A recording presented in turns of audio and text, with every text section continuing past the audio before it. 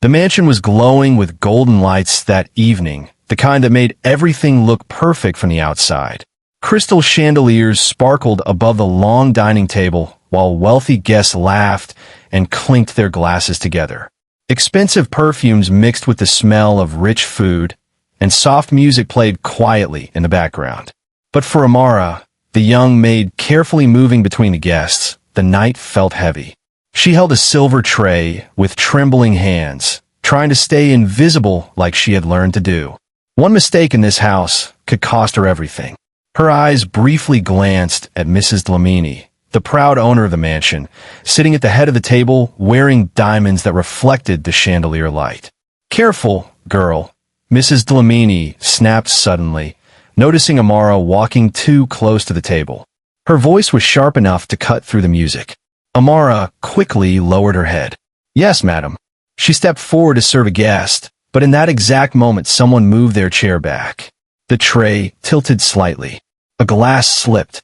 The sound of shattering crystal echoed through the dining hall. Red wine splashed across the expensive white carpet. The laughter stopped instantly. Every eye in the room turned toward Amara. Her heart dropped into her stomach. I'm so sorry," she whispered, kneeling quickly to clean the mess with shaking hands. But before she could finish, Mrs. Dlamini stood up slowly, her chair scraping loudly against the marble floor. "You stupid girl," she shouted. The room fell completely silent. Mrs. Dlamini walked toward Amara, her face burning with anger and embarrassment. "Do you even know how expensive this carpet is?" she demanded. Amara's throat tightened. "I'm sorry, madam. It was an accident." "Accident." Mrs. Dlamini laughed coldly, turning to her guests. "This is exactly why people like her should never be allowed near valuable things." A few guests awkwardly looked away, but no one defended her. Amara felt the weight of their judgment pressing down on her. "You're fired," Mrs. Dlamini said harshly. "Get out of my house. Right now." The word struck Amara harder than the humiliation itself. Her eyes filled with tears, but she forced herself to stand. Without saying another word, she quietly walked out of the grand dining hall, past the laughing guests, past the servants who watched helplessly. When she finally stepped outside into the cold night air, the mansion doors closed behind her. For a moment, she stood there alone, staring back at the enormous house that had just taken everything from her. Her chest tightened, but deep inside her heart, a quiet promise formed. One day, I will return, and when I do, everything will be different. The night air felt colder than usual as Amara slowly walked through the narrow streets of the city. The grand mansion she had just left behind seemed like a different world now, bright, rich, and untouchable. In her hands, she held a small cloth bag containing everything she owned. Her job was gone. Her dignity felt shattered. But what hurt her most was the thought of what waited for her at home. A few dim streetlights flickered above as she reached the small neighborhood where she lived. The buildings were old and tired, their paint peeling, their windows cracked. Dogs barked somewhere in the distance. Amara climbed the worn stairs to the tiny apartment she shared with her mother. She pushed the door open quietly. Inside, the room was dim, lit only by a weak lamp near the bed. Her mother lay there, thin and pale, wrapped in an old blanket. The sound of coughing filled the small space. "Amara, is that you?" her mother asked weakly. Amara forced a smile, even though her chest felt heavy. "Yes, Mama. I'm home." Her mother slowly sat up, studying her daughter's face. Mothers always knew when something was wrong. "You're late tonight," she said gently. "Did the family keep you working again?" Amara hesitated for a moment. Then she looked down at her hands. "I lost the job," she whispered. The words felt like stones falling from her mouth. Her mother's eyes softened with worry, but she didn't ask angry questions. Instead, she slowly reached out and held Amara's hand. "It's all right, my child," she said quietly. "Jobs come and go. What matters is that you are still kind." Amara felt tears burning behind her eyes. "But Mama, we already owe 2 months of rent," she said softly. "And your medicine, I don't even know how we will buy it now." Before her mother could respond, a loud knock suddenly echoed through the apartment. Both of them froze. Amara slowly walked to the door and opened it. Standing outside was their landlord, a short man with a tired face, and a notebook in his hand. "Amara," he said bluntly. "The rent." She swallowed nervously. "Please give us a little more time. I'll find another job soon." The landlord sighed, rubbing his forehead. "You said that last week," he replied. "I cannot wait forever." For a moment, the hallway fell silent. Then the man looked past Amara and noticed her sick mother lying on the bed inside. His voice softened slightly. "You have 3 days," he said quietly. "After that, I will have no choice." He turned and walked away. Amara slowly closed the door. The small room suddenly felt even smaller. She leaned against the door and stared at the cracked floor. For the first time in her life, she truly felt powerless. But from the bed, her mother spoke again. "Amara," she said gently. Amara turned. Her mother's tired eyes were still filled with warmth. "Life can be cruel," she said softly, "but kindness always finds its way back to those who give it." Amara didn't know if those words were true. But that night, as she sat beside her mother listening to the quiet city outside, one painful truth filled her heart. Right now, they had nothing, and tomorrow, she would have to fight for everything. The morning sun had barely risen when Amara stepped out into the busy streets of the city. The sounds of honking cars, rushing footsteps, and street vendors calling out filled the air. But inside her heart, there was only one thought repeating again and again. 3 days. That was all the time she had before the landlord returned. She walked from shop to shop, asking quietly if anyone needed help. A cleaner, a waitress, a helper, anything. But most people barely looked at her. "Sorry, we're not hiring.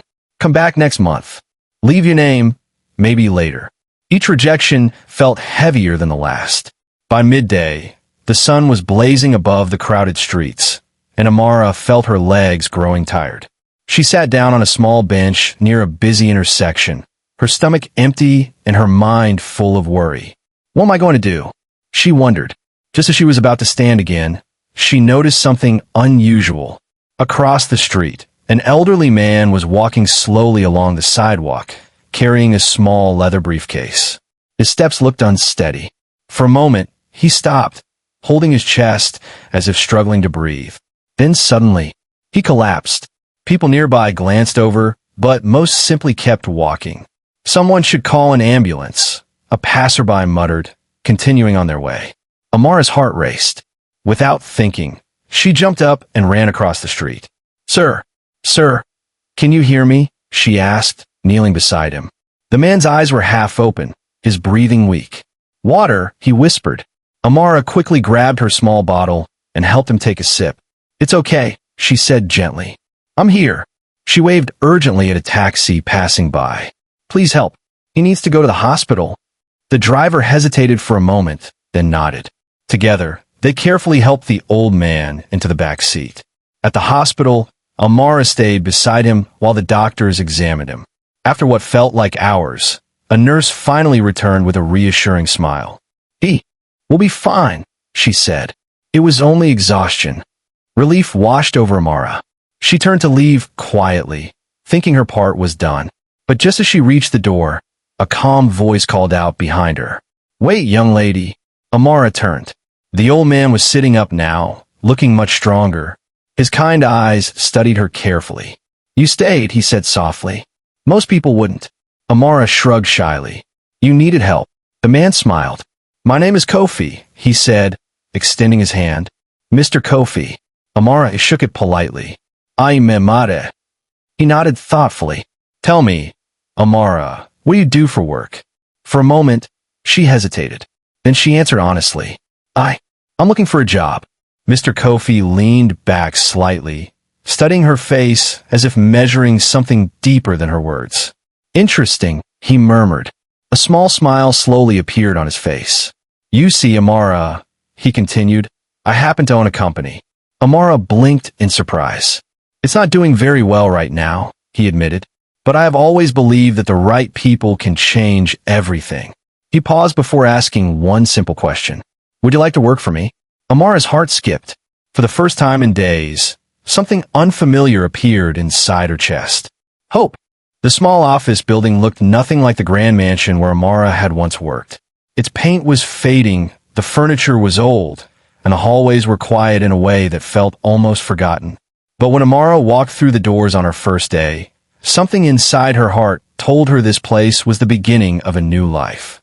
Mr. Kofi welcomed her warmly, guiding her through the modest office where a handful of tired-looking employees worked quietly at their desks. This company used to be strong, he explained as they walked. But over the years, many people stopped believing in it. Amara looked around. Some employees barely looked up. Others whispered quietly, clearly curious about the young woman walking beside their boss. "What would you like me to do, sir?" she asked respectfully. Mr. Kofi smiled. "For now, just observe," he said. "Learn how everything works." And that's exactly what Amara did. In the beginning, she handled small tasks, organizing papers, answering phones, delivering documents between departments. But unlike others who simply did their jobs and went home, Amara paid attention to everything. She noticed the mistakes. She noticed the wasted opportunities. And most importantly, she noticed the potential. Late at night, after most employees had left, Amara would sit quietly at her desk studying company files. She read reports, reviewed customer feedback, and slowly began to understand what the company needed to survive. One evening, Mr. Kofi walked past her office and stopped in surprise. "You're still here?" he asked. Amara looked up from the stack of papers in front of her. "I think I found something that could help the company," she said carefully. Mr. Kofi raised an eyebrow with curiosity. "Show me." Amara explained her idea step by step. She suggested a new way to connect with smaller businesses that larger corporations had ignored. It was simple but smart. Mr. Kofi listened silently. Then, slowly he began to smile. "Amara," he said, leaning back in his chair, "do you know how many consultants I've hired over the years?" She shook her head. "Too many," he replied, "and none of them noticed this." That night was the first of many changes. Mr. Kofi trusted Amara's ideas and allowed her to help implement them. Slowly, the company began attracting new clients. Sales started rising. Employees who once felt hopeless now began working with new energy. Months turned into years. The small, struggling company slowly transformed into something powerful. New offices opened. More employees joined.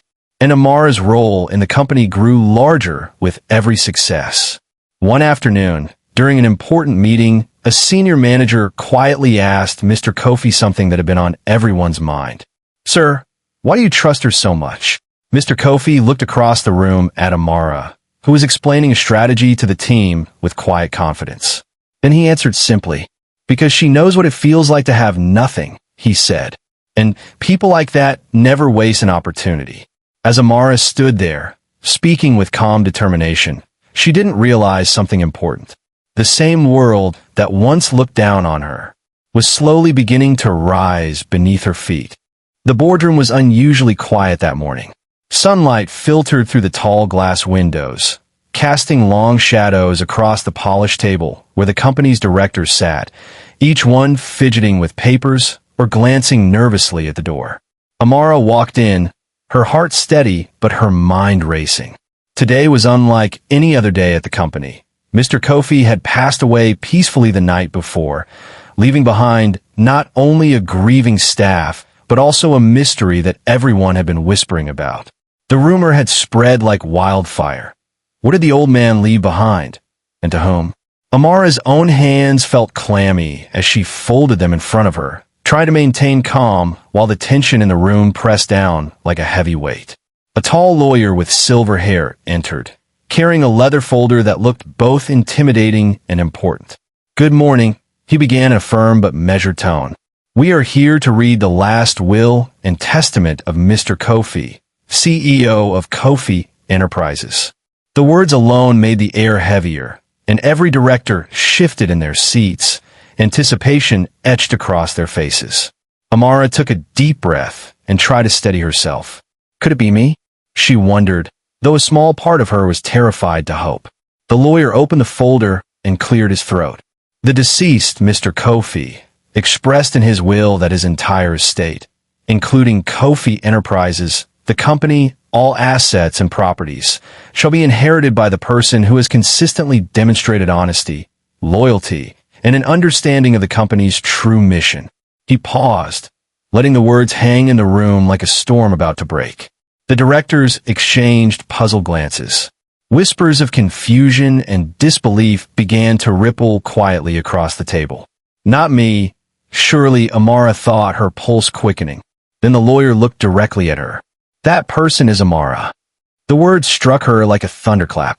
She blinked, unable to speak. Gasps echoed around the room. Some board members clutched their papers in shock. Others sat frozen, mouths slightly open. Me? She thought again, trying to comprehend the impossible. Her mind raced back to the nights she had spent working tirelessly, the countless hours staying late, thinking about the company's survival. Every sacrifice, every small victory.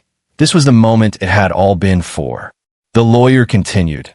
Mr. Kofi stated that Amara's unique vision, her courage in adversity, and her dedication to the company made her the only person fit to continue his legacy.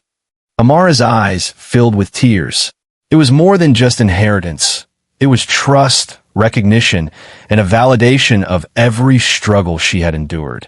She glanced around the room, at the board members who still wore expressions of disbelief, and thought, I am not the girl who walked out of that mansion in shame. I am someone who can change lives. The room remained silent for a long moment before applause broke out. Some directors smiled, some nodded, still processing the shock, but the truth was undeniable. Amara, the girl who had once carried only hope in her hands, now held the reins of an entire empire.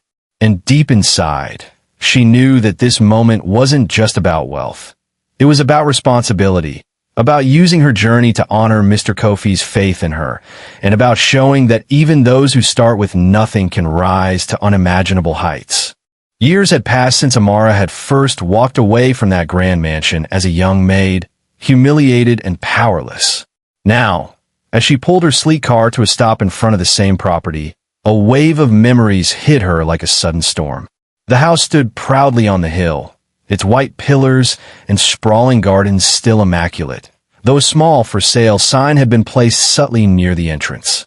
She stepped out slowly, her heels clicking on the driveway, each sound echoing like a heartbeat of the past.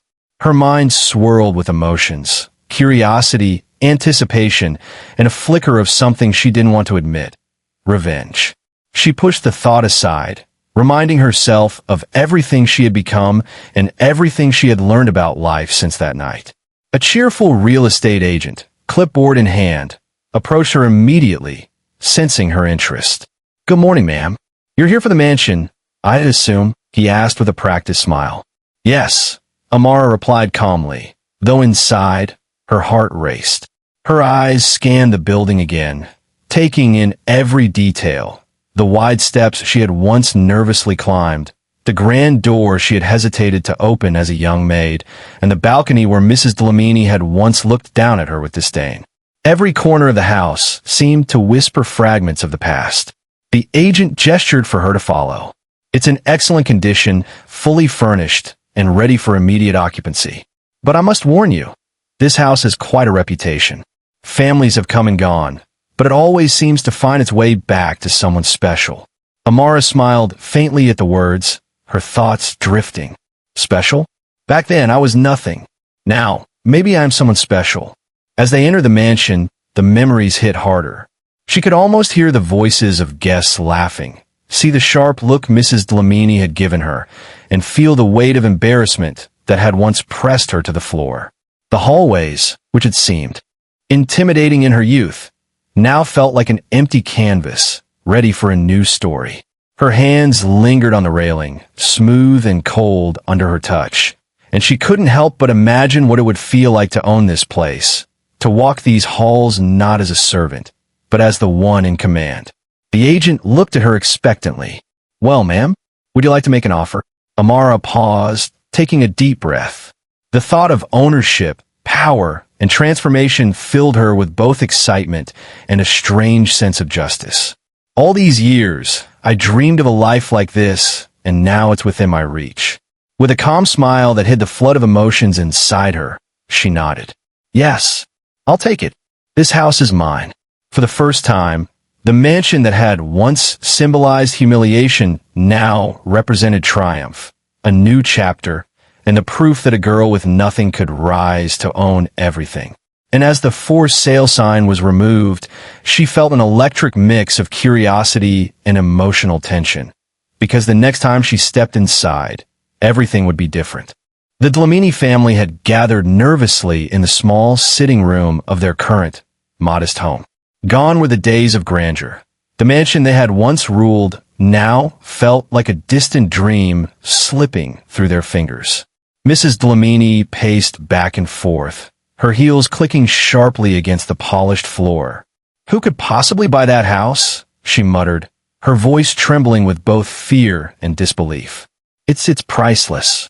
Surely only someone wealthy, someone important, could afford it. Her children whispered nervously, avoiding eye contact as the uncertainty hung thick in the air. They all knew the mansion represented more than just wealth. It symbolized status, power, and control. Losing it was unthinkable. Meanwhile, the real estate agent was already on his way to deliver the news. The doorbell rang, and Mrs. Dlamini's heart skipped a beat. She motioned for him to enter, clutching the back of her chair for support. The buyer, she says she wants to remain formal until the contract is signed. The agent began cautiously, sensing the tension in the room. Her name is Amara. The words fell like a thunderclap. Mrs. Dlamini froze mid-step, her hand gripping the chair so tightly her knuckles turned white. Amara, she whispered, almost disbelieving. Her mind raced back to that humiliating night years ago. The spilled drink, the scolding in front of the entire household, the tears that had stained her cheeks as she had fled the mansion. Could it really be her? Could that quiet, powerless maid, the one they had laughed at, be standing at the threshold of their former home as its owner? Minutes later, the sound of a luxury car pulling up outside reached their ears, echoing ominously in the still neighborhood. Mrs. Dlamini's breath caught as the front door opened. There she was. Amara stepped out with confidence, her posture calm, her face composed, and yet her eyes glimmered with the quiet satisfaction of someone who had climbed from nothing too. Everything, every detail of her presence screamed success. The tailored suit, the poised stride, and the aura of authority that seemed to fill the space even before she reached the door. Mrs. Dlamini instinctively took a step back. It can't be, she muttered under her breath, barely able to speak. Her children, too, gawked, their mouths slightly open in shock. Amara approached with a gentle but deliberate smile. Good morning, Mrs. Dlamini, she said calmly. I hope this day finds you well. The room seemed to shrink around Mrs. Dlamini as the reality sank in. This is the girl we mocked, the girl we humiliated, now standing here as the owner of everything we once cherished. Her knees felt weak, and she clutched the back of the couch for support. Amara glanced at the family with serene composure. I'm sure this is shocking, she continued, her voice measured but firm. But life has a way of balancing itself. Today, the mansion is no longer yours. It belongs to me. A hush fell over the room. The tension was almost unbearable. Mrs. Dlamini could barely breathe, staring at the woman who had once been her servant and now stood as the embodiment of triumph, dignity, and poetic justice. Every memory of the past, laughter, humiliation, scolding, flooded her mind. And for the first time, she realized that the world had shifted. The powerless girl they had underestimated had become the ultimate victor. The grand entrance hall of the mansion, which once echoed with laughter and scolding alike, now felt heavy with anticipation. Amara stood at the center, her posture calm, her eyes steady, yet every inch of her radiated authority. Behind her, the soft echo of footsteps announced the arrival of Mrs. Dlamini and a few former servants who had once watched her in silence. Or worse, mocked her silently. The room seemed smaller than it had in memory, as if the walls themselves leaned closer to witness what was about to unfold. Mrs. Dlamini's eyes widened the moment they landed on Amara.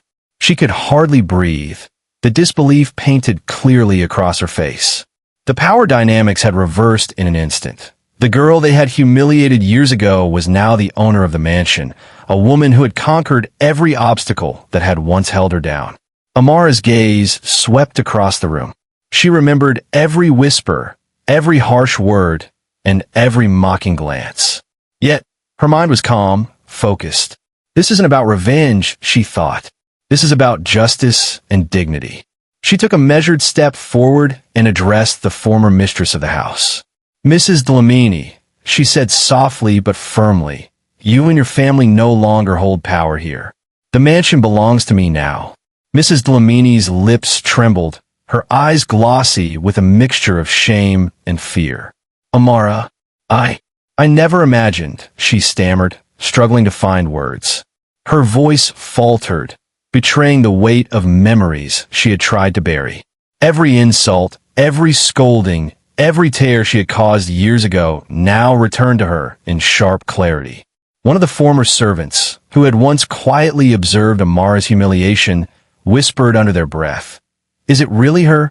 The others nodded, their eyes wide, acknowledging the undeniable truth. Amara's presence alone seemed to command respect, even from those who had once been her peers in servitude. Amara stepped closer, her voice calm, but imbued with quiet authority. "I could respond the way I was treated, with anger, with humiliation. But I believe the real power is in rising above the past. That is what I did. That is what I will continue to do." Her words hung in the air like a charged silence. Mrs. Dlamini's shoulders slumped, a deep exhale escaping her lips as she realized the truth she had long ignored. Humility was the only way forward. I am sorry," Mrs. Dlamini finally whispered, her tone trembling. "For everything I said, everything I did, I was wrong." Amara studied her for a moment, feeling the echoes of years of pain and endurance. Then, instead of anger, she offered a soft nod. "Thank you," she said quietly.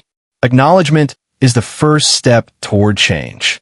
The former servants shifted uncomfortably, sensing the shift in the air. The once powerful matriarch had lost her control, yet the room did not feel hostile. It felt balanced. For the first time, Amara understood that true power wasn't in domination.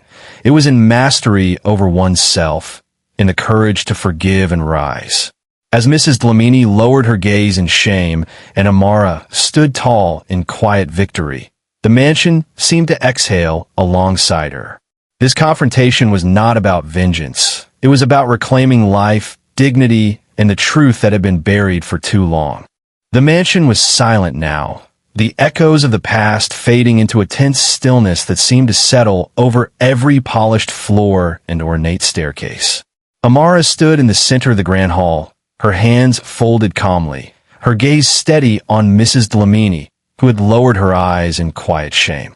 The former mistress of the house seemed smaller somehow, diminished not by wealth or loss, but by the realization of her own mistakes. Amara could feel the weight of the years, the humiliation, the struggle, the tears, all threading together into a quiet power that now pulsed through her every word and every gesture. She could respond with anger, with vengeance, and perhaps the world would expect her to. She could make Mrs. Dlamini feel the same sting she once had felt when her dignity was trampled, when her spirit had been tested to the edge. And yet, as she looked into the woman's downcast eyes, she realized something that transcended all of that. Power isn't in revenge. It's in choosing who you want to be, she thought. "Mrs. Dlamini," Amara began, her voice calm but resonating with authority, "you have come to understand that life does not always unfold the way we imagine. We make choices, we hurt others, and sometimes we realize our errors too late." She paused, letting her words sink into the thick, silent air. "I could repay the years of humiliation with the same cruelty, with the same sharp words, with the same cold disregard. I could make you feel small as I once did, but that is not the way to rise. That is not the way to live." Mrs. Dlamini swallowed hard, her throat tight, as tears welled in her eyes. "Amara, I don't even know what to say, she whispered. I've been so wrong. Amara raised a hand gently, stopping her. You don't need to say anything, she said softly. Acknowledging the past is enough. What matters now is what we do with it. I've learned that the true measure of a person is not in their power over others, but in the compassion they show, even when they could choose otherwise. For a moment, the silence returned, heavy yet charged with meaning. Mrs. Dlamini's shoulders trembled as she processed the depth of Amara's words. The air seemed to shift, carrying a sense of peace, of justice not through revenge, but through resilience and forgiveness. Amara stepped closer, her expression firm yet kind. I forgive you, she said, voice low but unwavering. Not for me, but for yourself. This house, this life, it is not built on humiliation or fear. It is built on respect, on dignity, and on the choices we make today. Mrs. Dlamini bowed her head, a sob escaping her lips. Thank you, she whispered. I understand now. Amara's gaze swept across the grand hall, her chest rising with quiet pride. She had chosen her path, not of anger, but of power tempered with wisdom. The mansion, the wealth, the triumph, they were hers. Yet the greatest victory was not in taking what was once denied, but in demonstrating that the human spirit could rise above cruelty, above shame, and above the past. In that moment, Amara understood a truth more profound than any success she had ever achieved. Real power is in the courage to forgive, the strength to rise, and the wisdom to lead with heart. Years later, the mansion that had once been a symbol of humiliation now stood as a beacon of hope. Amara walked through its grand halls, sunlight spilling across the polished floors, illuminating not just wealth or luxury, but a legacy of resilience, courage, and compassion. Every room carried a memory of the journey she had undertaken, from the young maid trembling under scolding voices to the confident woman who now owned not just a mansion, but her destiny. She often paused by the windows, gazing out at the gardens she had once cleaned as a servant, remembering how small and powerless she had once felt. But those memories no longer held sorrow. They were reminders of lessons learned, of strength earned, and of the power of perseverance. I'm not the girl who cried outside that mansion years ago, she thought. I am the woman who turned every tear into a step towards something greater. Amara had chosen to transform her fortune into more than just wealth. She created a foundation to help young girls like herself, those who faced hardship, ridicule, or despair. She wanted them to know that the circumstances of today do not define the destiny of tomorrow. It's not just about money or power, she told the first group of girls gathered in the library she had restored for the foundation. It's about believing in yourself, working tirelessly, and never allowing anyone to make you feel worthless. Your courage and kindness are stronger than anyone's scorn. The girls listened with wide eyes, hanging on every word, inspired by someone who had walked a path they could only imagine. From the outside, people still whispered about Amara's rise. The girl who had been humiliated, now a billionaire, a mentor, and a leader. But she did not dwell on fame. Instead, she reflected on the moments that had truly shaped her. The day she helped Mr. Kofi, the nights she stayed awake learning the company's secrets, the encounters with those who had tried to break her spirit. Each experience, painful or joyful, had been a brick in the foundation of her life. Life is not fair, she admitted silently, but what we do with our unfair moments defines who we are. Walking through the mansion's gardens, she paused under a large oak tree, the same one she had once watched from afar as a maid. She smiled softly, thinking of Mrs. Dlamini, the lessons learned, and the power of forgiveness. Holding on to anger only weighs you down. Forgiving, rising, and using your strength for good, that is real triumph. Amara looked directly at the camera of her inner thoughts, as if speaking to anyone listening. Never let anyone make you feel less than what you are. Life will test you, humiliate you, and sometimes break you. But the true measure of a person is not in the fall, but in how they rise. Your heart, courage, and choices are the most valuable things you will ever own. The mansion glowed in the late afternoon sun, a symbol of transformation, resilience, and hope. Amara walked toward the doors of her foundation, ready to continue her mission, her story a testament to every person who had been told they were nothing. Your future belongs to you, and it can be brighter than your past. What would you have done in this situation? Tell us in the comments, and subscribe for more meaningful stories like this. Life always teaches us in unexpected ways. If this story made you think, subscribe for more lessons like this.